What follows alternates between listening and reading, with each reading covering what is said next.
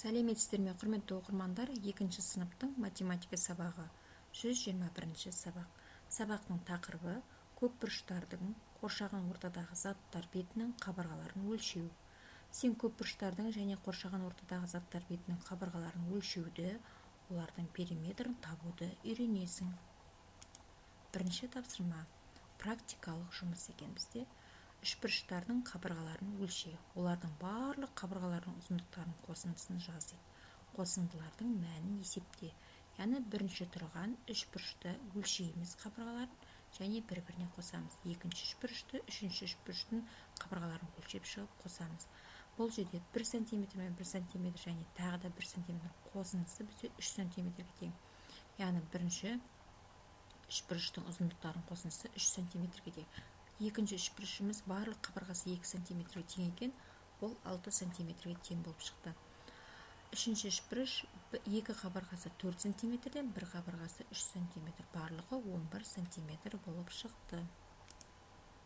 Келесі практикалық жұмыс төрт бұрыштардың қабырғаларын өлше, олардың барлық қабырғаларының ұзындықтарының қосындысын жаз дейді. Қосындылардың мәнін есепте. Бұл жерде бірнеше түрлі төрт бұрыштар тұр екен.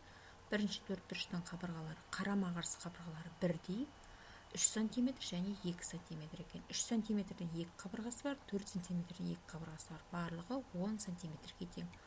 Екінші тұрған бізде шаршы төрт бұрышқа жатады, бірақ барлық қабырғасы бірдей екен. 1-1 см-ден тең. Яғни 4 қабырғасы бар, 1-1 см-ден бұл 4 см-ге тең. Ал соңғы төрт бұрышымыз, бұның қабырғалары әртүрлі екен. Екі қабырғасы 2 см-ге тең болса, ал екі қабырғасы 4 см-ден тең екен. Ендеше бұларды қосқан кезде 12 см-ге тең болды. Келесі үшінші тапсырма тағы да бізде практикалық жұмыс екен. Партаға математика оқулығын қой, парталасымен бірге оқулық мұқабасының ұзындығын сантиметрмен өлше. Мұқаба бетінің барлық қабырғаларының қосындысын жаз және оның мәнін тап. Біздерде оқулық деген тік төрт бұрыш тәріздес болғандықтан қарама-қарсы қабырғалары бірдей болады. Бұның яғни ұзындығы 25 см, ені 18 см. Бәрін бір-біріне қосқан кезде 25 см-ден 2 қабырғасы бар, 18 см-ден 2 қабырғасы бар. Барлығын қосқан кезде 86 см-ге тең болып шықты. Мына ережені есімізде сақтаймыз. Кез келген көпбұрышты периметрі осы көпбұрыштың барлық қабырғалар ұзындықтарының қосындысы. Математикада периметр латынның П әрпімен белгіленеді. Яғни барлық қабырғалардың қосындысы жаңа тауып жатқан бұл периметр болып есептелді деген. Келесі төртінші тапсырма 5 есе арттыр дейді. 2 мен 5-тің көбейтіндісі 10-ға тең. 4 пен 5-тің көбейтіндісі 20-ға тең, 5 пен 5-тің көбейтіндісі 25-ге тең. Келесі екінші баған, екінші кестеде 3 есе кеміт деді. 18 пен 3-тің бөлінісі 6-ға тең, 21 мен 3-тің бөлінісі 7-ге тең, 27 мен 3-тің бөлінісі 9-ға тең болып шықты. Жетінші тапсырмада практикалық жұмыс бізде. Торкөз қағаздан суреттегідей фигураларды қиып ал. Осы фигуралардан 4 бұрыш және 5 бұрыш құрастыр дейді. Бұл жерде осы фигураларды міндетті түрде дәптерлен қағаздарды қиып алатын боламыз және оларды бір-біріне қосқан кезде мынадай 5 бұрыш және мынадай 4 бұрыш шықты. Осы фигураларды қосу арқылы.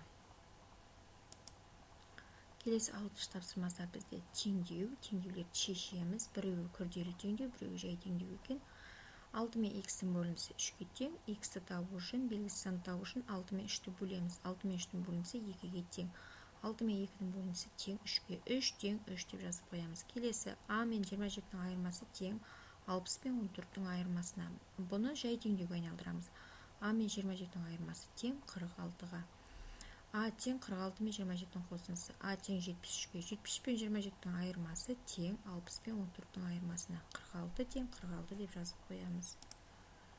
Келесі 7-ші тапсырмада сызба берілген екен. Сызбалар бойынша амалдарды орындаймыз. Бірінші амал, яғни жақшаның ішін орындаймыз. Сосын барып 5-ке бөлеміз. Одан шыққан санды 4-ке көбейтеміз. Сол кезде 28-ге тең болып шыға келді. 18 пен 3-тің бөліндісінен 4-ті көбейтеміз, одан кейін 12-ні азайтамыз. міне амалдардың орындалу тәртібі көрсетіліп тұр. Астында амалдарды қалай шығарылғандықтары көрсетіліп тұр. Мәні 12-ге тең болып шықты. Келесі 8-ші тапсырмаға келдік. Бөлме ішінен оқушы сызғышымен өлшеуге болатындай тіктөртбұрыш пішінде затты таңдап ал. Осы заттың барлық қабырғаларының ұзындығын өлше және оларды қос. Яғни бөлменің ішінде жаңағы дәптерді алайық. Дәптердің тіктөртбұрыш тәріздес дәптер, төртбұрыш бізде қарама-қарсы қабырғалары бірдей болады. 17 см және 20 см 20 см қосылады. Яғни ұзындығы 20, ені 17 см. Барлығы 74 см-ге тең болып шықты. Құрметті оқырмандар, біздің каналымызда тапсырмаларды орындау сіздерге түсінікті болған болса, каналға тіркеліп өз көмектеріңізді берулеріңізді сұраймыз. Келесі сабақта кездескенше сау болыңыздар.